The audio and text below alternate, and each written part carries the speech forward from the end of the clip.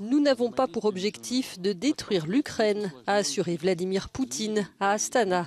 La guerre en Ukraine a concentré toute l'attention lors du sommet organisé au Kazakhstan entre la Russie et les pays d'Asie centrale. Le président russe a même reconnu que les ex-républiques soviétiques étaient préoccupées par le conflit.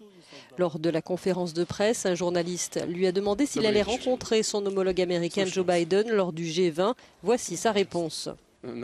Vous devez lui demander s'il est prêt à mener ces négociations avec moi. Franchement, je n'en vois pas la nécessité en général. Il n'y a pas encore de plateforme pour ces négociations. Le chef du Kremlin a également évoqué le lien présumé entre les couloirs humanitaires pour le transport des céréales ukrainiennes et l'attaque du pont de Crimée, avec une menace à peine voilée. Les services de sécurité russes ont noté qu'il semble que la soi-disant cargaison, on peut dire qu'il s'agit d'explosifs, a été envoyée par mer depuis Odessa. Mais ce n'est pas encore vérifié.